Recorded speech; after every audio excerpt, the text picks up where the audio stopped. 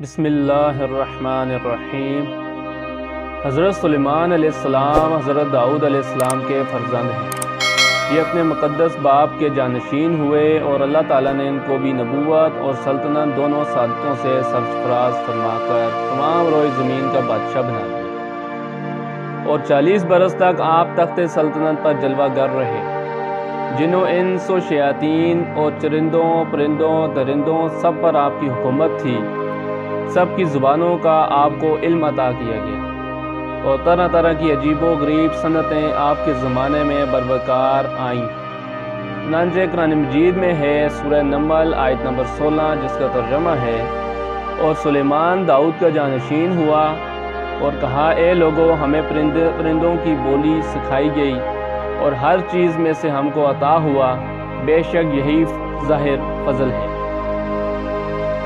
یوں تو سبھی پرندے حضرت سلیمان علیہ السلام کے مسخر اور تابع فرمان تھے، لیکن آپ کا ہدہد آپ کی فرمانبرداری اور خدمت گزاری میں بہت مشہور ہے۔ اسی ہدہد نے آپ کو ملک سبا کی ملکہ بلقیس کے بارے میں خبر دی تھی کہ وہ ایک بہت بڑے تخت پر بیٹھ کر سلطنت کرتی ہے، اور بادشاہوں کے شایان شان جو بھی سر و سامان ہوتا ہے وہ سب کچھ اس کے پاس ہے، مگر وہ اور اس کی قوم ستاروں کے پجاری ہیں۔ اس خبر کے بعد حضرت سلیمان علیہ السلام نے بلقیس کے نام جو خط ارسال فرمایا، اس کو یہی ہدہد لے کر گیا تھا۔ چنانچہ قرآن کریم کا ارشاد ہے کہ حضرت سلیمان علیہ السلام نے فرمایا، تم میرا یہ خط لے کر جاؤ اور ان کے پاس یہ خط ڈال کر پھر ان سے الگ ہو کر تم دیکھو کہ وہ کیا جواب دیتے ہیں۔ چنانچہ ہدہد خط لے کر گیا اور بلقیس کی گود میں اس خط کو اوپر سے گرا دیا۔ اس وقت اس نے اپنے گرد امراء اور اراکین سلطنت کا مجمع اکٹھا کیا، پھر خط کو پڑھ کر اراکین سے یہ کہا کہ اے سردارو، بے شک میری طرف ایک عزت والا خط ڈالا گیا ہے، بے شک وہ سلیمان علیہ السلام کی طرف سے ہے، اور بے شک وہ اللہ کے نام سے ہے جو نہایت مہربان رحم والا۔ یہ کہ مجھ پر بلندی نہ چاہو اور گردن رکھتے میرے پاس حاضر ہو۔ خط سنا کر بلقیس نے اپنی سلطنت کے امیروں اور وزیروں سے مشورہ کیا، تو ان لوگوں نے اپنی طاقت اور جنگی مہارت کا اعلان و اظہار کر کے حضرت سلیمان علیہ السلام سے جنگ کا ارادہ ظاہر کیا۔ اس وقت عقل مند بلقیس نے اپنے امیروں اور وزیروں کو سمجھایا کہ جنگ مناسب نہیں، کیونکہ اس سے شہر ویران اور شہر کے عزت دار باشندے ذلیل و خوار ہو جائیں گے۔ اس لیے یہ مناسب خیال کرتی ہوں کہ کچھ ہدیے اور تحائف ان کے پاس بھیج دوں، اس سے امتحان ہو جائے گا کہ حضرت سلیمان صرف بادشاہ ہیں یا اللہ کے نبی بھی ہیں۔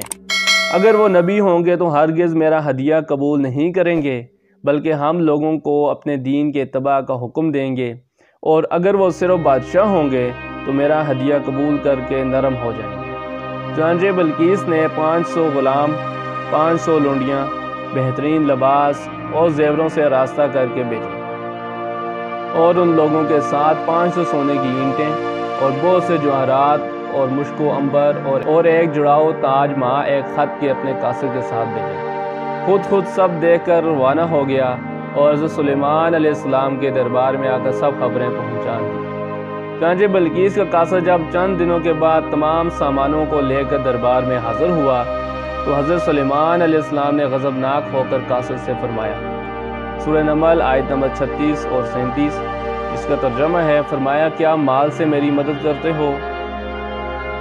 تو جو مجھے اللہ نے دیا وہ بہتر ہے اس سے جو تمہیں دیا، بلکہ تمہیں اپنے تحفہ پر خوش ہوتے ہو۔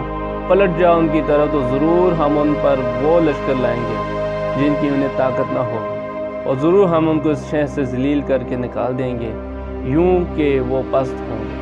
چنانچہ اس کے بعد جب قاصد نے واپس آ کر بلقیس کو سارا ماجرا سنایا، تو بلقیس حضرت سلیمان علیہ السلام کے دربار میں حاضر ہو گئی، اور حضرت سلیمان علیہ السلام کا دربار اور یہاں کے عجائبات دیکھ کر اس کو یقین آ گیا کہ حضرت سلیمان علیہ السلام اللہ تعالیٰ کے نبی برحق ہے، اور ان کی سلطنت اللہ تعالیٰ ہی کی طرف سے ہے۔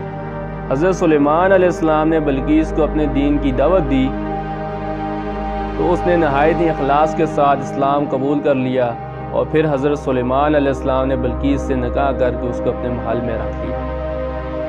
اس سلسلے میں ہدہد نے جو کارنامے انجام دیے وہ بلا شبہ عجائبات عالم میں سے ہیں، جو یقیناً حضرت سلیمان علیہ السلام کے معجزات میں سے ہیں۔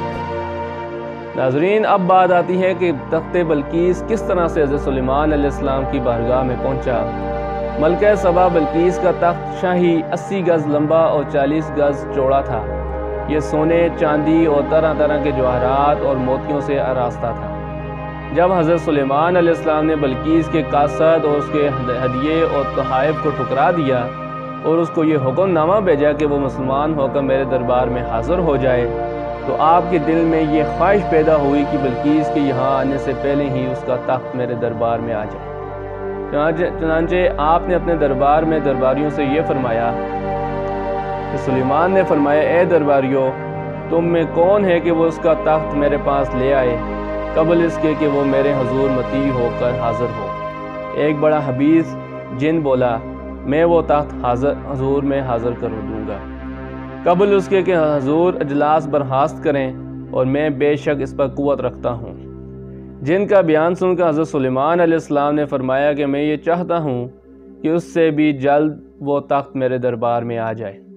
یہ سن کر آپ کے وزیر حضرت آصف بن برقیہ رضی اللہ تعالیٰ عنہ، جو اسم اعظم جانتے تھے اور ایک باکرامت ولی تھے، انہوں نے حضرت سلیمان علیہ السلام سے عرض کیا، جیسا کہ قرآن مجید میں ہے، اس نے عرض کی جس کے پاس کتاب کا علم تھا کہ میں اسے حضور میں حاضر کر دوں گا ایک پل مارنے سے پہلے۔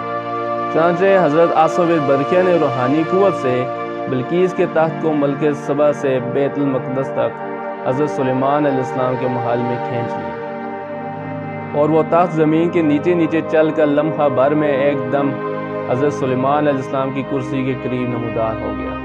تخت کو دیکھ کر حضرت سلیمان علیہ السلام نے یہ کہا، یہ میرے رب کے فضل سے ہے تاکہ مجھے آزمائے کہ میں شکر کرتا ہوں یا ناشکری، اور جو شکر کرے وہ اپنے بھلے کو شکر کرتا ہے، اور جو ناشکری کرے تو میرا رب بے پرواہ ہے، سب خوبیوں والا۔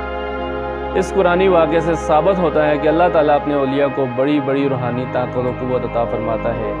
دیکھ لیجیے حضرت آصف بن برقیہ رضی اللہ تعالیٰ عنہ نے پلک جھپکنے بھر کی مدت میں تخت بلقیس کو ملک سبا سے دربار سلیمان میں حاضر کر دیا، اور خود اپنی جگہ سے ہلے بھی نہیں۔ اسی طرح بہت سے اولیاء کرام نے سینکڑوں میل کی دوری سے آدمیوں اور جانوروں کو لمحہ بھر میں بلا لیا۔ یہ سب اولیاء کی اس روحانی طاقت کا کرشمہ ہے جو خداوند قدوس اپنے ولیوں کو عطا فرماتا ہے۔ تو ناظرین، اب بات آتی ہے کہ حضرت سلیمان علیہ السلام کی وفات کیسے ہوئی۔ ملک شام میں جس جگہ حضرت موسیٰ علیہ السلام کا خیمہ گاڑا گیا تھا، ٹھیک اسی جگہ حضرت داؤد علیہ السلام نے بیت المقدس کی بنیاد رکھی، مگر عمارت پوری ہونے سے قبل ہی حضرت داؤد علیہ السلام کی وفات کا وقت آن پہنچا، اور آپ نے اپنے فرزند حضرت سلیمان علیہ السلام کو اس عمارت کی تکمیل کی وصیت فرمائی۔